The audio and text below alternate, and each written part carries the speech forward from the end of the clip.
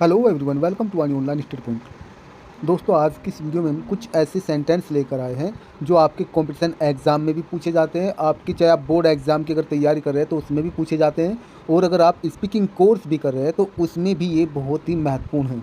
तो आपको रूल समझना है ताकि आप अच्छे समझ जाए। तो और इन वाक्यों में ज़्यादातर विद्यार्थी मिस्टेक्स करते हैं, तो आइए जान लेते हैं क्या है ये वाक्य। यहाँ पे देखिए वाक्य है, पत्र लिखा जाता है। इसे यहाँ कैसे बनाएंगे? ये लिख दिया आप, द लेटर इज़ रिटन, पत्र लिखा जाता है। लेकिन आप देखिए ये कौन से टेंस का वाक्य है? ये प्रेजेंट इंडेफिनिट टेंस का वाक्य है, लेकिन ये पहचाननी है हमें कि प्रेजेंट इंडेफिनिट टेंस में क्या ये एक्टिव वॉइस का वाक्य है? यहाँ पत्र लिखने का जो कार्य है, यानी कहा ना पत्र लिखा जाता है, क्या पत्र किसी को लिखता है? पत्र किसी को नहीं लिखता है, बल्कि पत्र को किसी और के द्वारा लिखा जाता है। यानी जब कर्म प्रधान हो, काम जो है किसी और के द्वारा किया जा रहा हो और उसे प्राथमिकता दी गई हो, कर्ता को नहीं, कर्म को, ऑब्जेक्ट को जब प्राथमिकता दी गई हो, तो वहाँ पे पैसिव वॉइस होती है सेंटेंस में। और जो भी टेंस है उस टेंस के रूल के अनुसार पैसिव वॉइस में वाक्य को बनाया जाता है। तो यहाँ पे जो है ना पत्र लिखा जाता है, प्रेजेंट इंडेफिनिट टेंस का पैसिव वॉइस है। तो क्या कहेंगे? द लेटर, और इसमें आ जाएगा फिर इज़, और फिर थर्ड फॉर्म आ जाएगा रिटन। अगर इस टाइप से वाक्य, पत्र लिखा जाता है, किताब पढ़ी जाती है, ऐसा कहा जाता है, उन्हें पीटा जाता है, उन्हें रुलाया जाता है, तो आपको इज़ आर एम का प्रयोग करके मैन वर्ब की थर्ड फॉर्म का प्रयोग करना है। आपको ये भी नोट ध्यान रखना है, अगर पैसिव वॉइस में है तो सबसे पहले तो बात आपको एक बात ही ध्यान रखनी है कि इज़ आर एम के बाद में या तो मैन वर्ब की फर्स्ट फॉर्म में आई एन जी आएगा अगर वाक्य एक्टिव वॉइस में है, ये आपको ध्यान रखना है। इज़ आर एम के बाद में कभी भी ना तो मैन वर्ब की फर्स्ट फॉर्म आएगी ना ही सेकंड फॉर्म आएगी। अगर वाक्य पैसिव वॉइस में है तो इज़ आर एम के बाद में हमेशा मैन वर्ब की थर्ड फॉर्म आएगी। तो यहाँ पे एग्जाम में क्वेश्चन क्या दिया होगा? अगर ये दिया होगा द लेटर इज़ और फिर राइट लिख देगा, तो आपको समझ जाना है ये गलत है, राइट, तो यहाँ रिटन हो जाएगा। नेक्स्ट है यहाँ का, उसे सिखाया नहीं जाता है। उसे सिखाया नहीं जाता है, यहाँ ये नेगेटिव सेंटेंस है, प्रेजेंट इंडेफिनिट टेंस का पैसिव वॉइस है। यहाँ सिखाने का काम उसे नहीं कर रहा है, बल्कि इसे तो किसी और के द्वारा नहीं सिखाया जाता है, किसी और के द्वारा। तो यहाँ ये पैसिव वॉइस में है, उसे तो यहाँ पैसिव सब्जेक्ट है, तो सबसे पहले उसे की अंग्रेजी क्या आ जाएगी? ही, फिर है के लिए क्या आ जाएगा? इज़, फिर नहीं की अंग्रेजी नॉट, फिर सिखाया, तो इसकी थर्ड फॉर्म है taught. He is not taught, उसे सिखाया नहीं जाता है, ये इसकी अंग्रेजी हो जाएगी। अब नेक्स्ट है, क्या तुम्हें पीटा नहीं जाता है? अगर वाक्य में स्टार्टिंग में क्या आ जाए तो आपको ध्यान रखना है कि सब्जेक्ट, जो पैसिव जो सब्जेक्ट है ये है क्या? पैसिव सब्जेक्ट यहाँ पे तुम्हें है, तो क्या और है की अंग्रेजी स्टार्टिंग में क्या आ जाएगी? आर, फिर तुम्हें की अंग्रेजी आएगी यू, फिर नहीं की अंग्रेजी नॉट, फिर पीटने की जो है थर्ड फॉर्म में बीटन, और बाद में क्वेश्चन मार्क। अगर ये कहा होता तुम्हें क्यों नहीं पीटा जाता है, तुम्हें क्यों नहीं पीटा जाता है, तो स्टार्टिंग में क्यों की अंग्रेजी क्या आ जाएगी? वाई, फिर बाद में सेम वाक्य जो लिख देंगे, वाई आर यू नॉट बिटन। इस प्रकार आप अंग्रेजी में अनुवाद करेंगे। नेक्स्ट एग्जाम्पल देखिए, जिसे मोहन को तंग किया जाता था, मोहन को तंग किया जाता था या उन्हें पीटा जाता था, क्रिकेट खेला जाता था, इस टाइप से अगर आ जाए तो आपको ध्यान रखना है ये जो है पास्ट इंडेफिनिट टेंस का पैसिव वॉइस है, क्योंकि मोहन को तंग किया जाता था, मोहन को तो किसी और के द्वारा तंग किया जाता था। यहाँ मोहन किसी को तंग नहीं करा, बल्कि मोहन को खुद किसी और के द्वारा तंग किया जाता था। तो ऐसी कंडीशन में यहाँ मोहन क्या है? ये मोहन यहाँ पे पैसिव सब्जेक्ट है, इसलिए यहाँ स्टार्टिंग में आ जाए मोहन, फिर वो आ जाएगा, फिर तंग किया, इसकी तरफ टीस्ड, मोहन वॉज टीस्ड, परप्लेक्स भी बोल सकते हैं आप, मोहन को तंग किया जाता था। नेक्स्ट है, तुम वहाँ पकड़े जाओगे, तुम वहाँ पकड़े जाओगे। अब यहाँ पकड़े जाओगे, यहाँ तुम जो है पकड़ने का काम नहीं करा, बल्कि इसे तुमको किसी और के द्वारा पकड़ा जाएगा। तो ये यहाँ फ्यूचर इंडेफिनिट टेंस का पैसिव वॉइस है, कौन टेंस का? फ्यूचर इंडेफिनिट टेंस का। तो क्या हो जाएगा? यू, फिर इसके बाद में विल भी लगेगा, यू विल बी, फिर अरेस्टेड, गिरफ्तार किया, यानी पकड़ने की थर्ड फॉर्म, गिरफ्तार किया। देयर, यहाँ पे ये देयर नहीं, यहाँ पे ये देयर हो जाएगा, ये THERE देयर, ठीक है, ये हो जाएगा। नेक्स्ट है, क्रिकेट खेला जाएगा। अब यहाँ का क्रिकेट खेला जाएगा, क्रिकेट एक खेल है, तो क्या है? क्रिकेट, फिर will be played, cricket will be played. जब फुटबॉल खेला जाएगा, फुटबॉल विल बी प्लेड। अगर कहा होता क्रिकेट नहीं खेला जाएगा तो क्या होगा? क्रिकेट विल, विल के बाद में नोट होता, फिर बी और उसके बाद में प्लेड। अगर ये कहा होता क्या क्रिकेट खेला जाएगा, तो स्टार्टिंग में क्या हो जाता? विल, फिर आगे क्रिकेट, फिर बी, फिर प्लेड। अगर ये कहा होता क्या क्रिकेट जरूर खेला जाएगा, क्या क्रिकेट जरूर खेला जाएगा, तो यहाँ क्रिकेट के साथ में जरूर आ गया। तो ऐसी कंडीशन में फिर यहाँ पे स्टार्टिंग में क्या आ जाता, सेल आ जाता। क्या आ जाता, shall. Shall cricket be played, ये इसका अनुवाद हो जाता।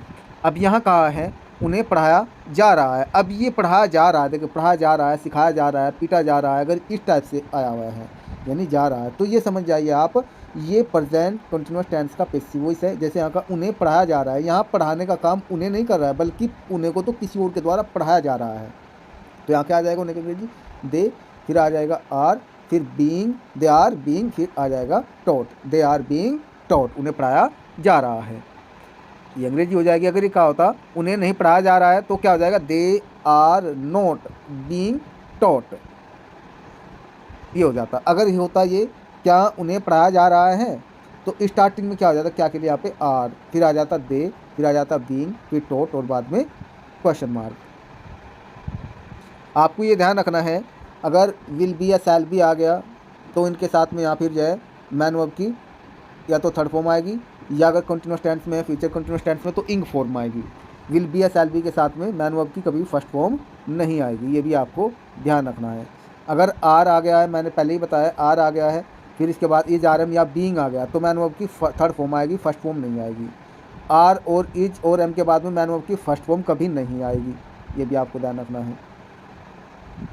नेक्स्ट है दीवार की पुताई की जा रही थी, दीवार की पुताई की जा रही थी, या उस एक ये जो है ये पास्ट कंटिन्यूअस टेंस का पैसिव वॉइस है, क्योंकि दीवार जो है किसी को पोतने का काम नहीं करती है, बल्कि दीवार कोई किसी व्यक्ति के द्वारा पोता जा रहा था, इसलिए क्या होगा, सबसे पहले यहाँ पे द वॉल दीवार, फिर वॉज आ जाएगा सिंगुलर है, फिर बीइंग का प्रयोग कीजिए, फिर वाइट वॉश, जो एक ही वर्ड है यहाँ पे वाइट वॉश, सफ़ेदी की गई, रंगाई की या पुताई की, और बाद में फुल स्टॉप।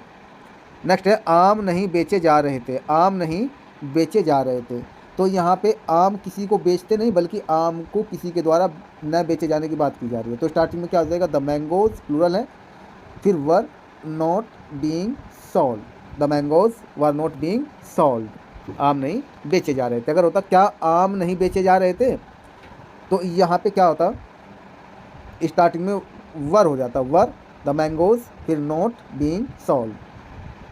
नेक्स्ट है तुम्हें हरा दिया गया है, तुम्हें हरा दिया गया है,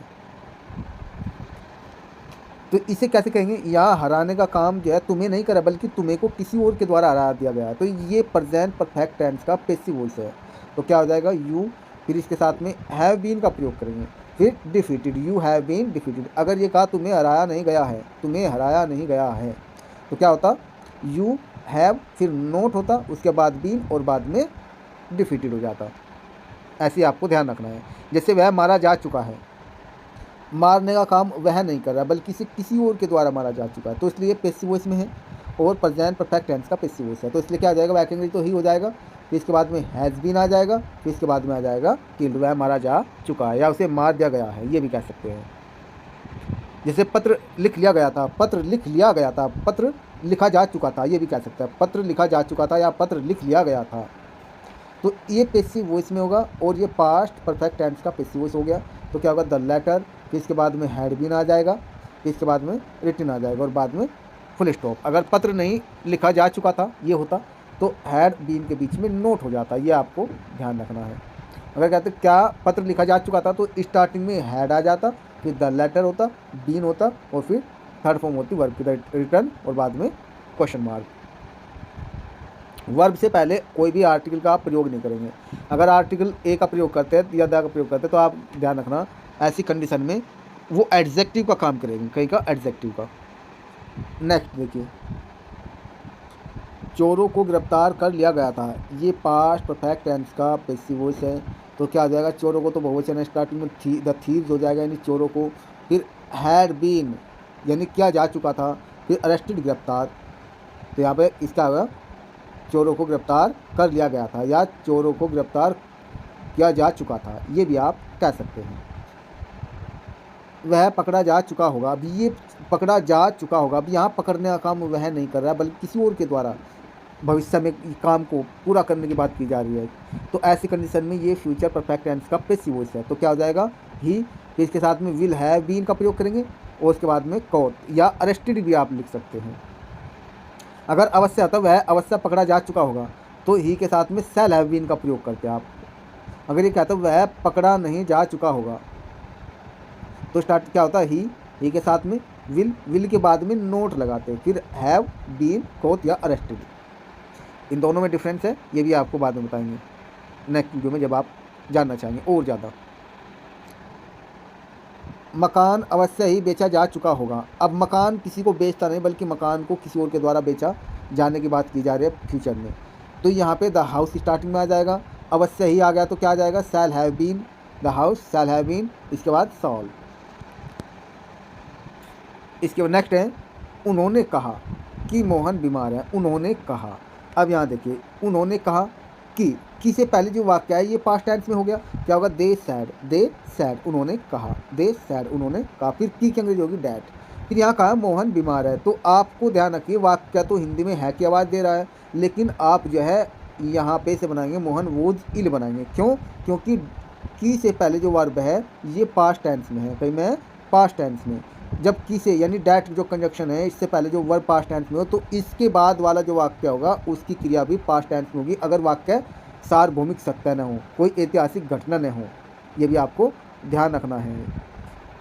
अगर यहाँ था उन्होंने कहा कि सूर्य पूर्व में निकलता है तो क्या कहें दे सैड दैट द सन फिर राइजेज इन द ईस्ट। तो ये प्रेजेंट इनडेफिनिट टेंस में ही बनाते हैं, इसे पास्ट इनडेफिनिट टेंस में नहीं बनाते। क्यों? क्योंकि ये तो बात सत्य है, ये भी आपको ध्यान रखना था। नेक्स्ट है यहाँ कहा है उन्होंने मुझसे कहा कि तुमने राम को क्यों पीटा है। उन्होंने मुझसे कहा या उन्होंने मुझसे पूछा, तो यहाँ देखिए कि तुमने राम को क्यों पीटा ये कहा है, तो ये हमारा इनडायरेक्ट स्पीच का वाक्य है। और WH टाइप के जो क्वेश्चन होता है डायरेक्ट स्पीच में रिपोर्टेड पार्ट का जो वाक्य होता है WH टाइप का, उन्हें इनडायरेक्ट स्पीच में बनाया गया है। तो यहाँ पे उन्होंने मुझसे कहा तो क्या हुआ, उन्होंने कहेंगे दे, फिर आस्क्ड लग जाएगी, कहा या पूछा, दे आस्क्ड, फिर मुझसे क्या हो जाएगी मी, दे आस्क्ड मी, उन्होंने मुझसे कहा या उन्होंने मुझसे पूछा, फिर कि क्यों की अंग्रेजी हो जाएगी वाई, ठीक है। फिर इसके बाद में यहाँ तुमने जो है सेकंड पर्सन का प्रोनाउन है तो इसे हम किसके अनुसार लिखेंगे, मुझसे के अनुसार लिखेंगे। मुझसे का सब्जेक्ट क्या हो जाएगा, यहाँ आई लिखेंगे, ये आपको ध्यान रखना है। फिर इसके बाद में यहाँ पीटा ये प्रेजेंट परफेक्ट टेंस शो करा है, लेकिन प्रेजेंट परफेक्ट टेंस को हम पास्ट परफेक्ट टेंस में बदल देंगे, क्या हो जाएगा हैड बिटन और इसके बाद में राम और बाद में फुल स्टॉप आएगा। तो इस प्रकार जो है ये वाक्य बनाए जाते हैं। आप चाहे किसी भी कॉम्पिटिशन एग्जाम की तैयारी कर रहे हो और उसमें इंग्लिश का आपको पोर्शन है तो इस टाइप से भी क्वेश्चन जो है एरर के लिए सेलेक्ट करने के लिए आते हैं। आप अगर बोर्ड एग्ज़ाम की तैयारी कर रहे हैं तो सिंटेक्स एक पोर्शन है तो उसमें भी आते हैं। आपके यूपी बोर्ड या CBSE बोर्ड का हाई स्कूल हो तो उसमें जो है हिंदी का अंग्रेजी में अनुवाद करने के लिए भी आते हैं, या फिर अगर आप स्पीकिंग कोर्स भी सीख रहे हैं तो उसमें भी ये बेहद लाभदायक है। यदि आप और भी ज़्यादा इनसे रिलेटेड डीपली नॉलेज चाहते हैं तो आप हमें कमेंट बॉक्स में ज़रूर बताएं, हम और डीपली नॉलेज लेकर आएंगे। फिर मिलता है नए वीडियो में नए कंटेंट के साथ। वीडियो को अंत तक देखने के लिए थैंक यू।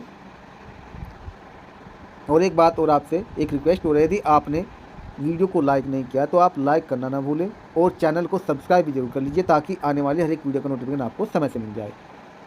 वीडियो को अंत तक देखने के लिए धन्यवाद।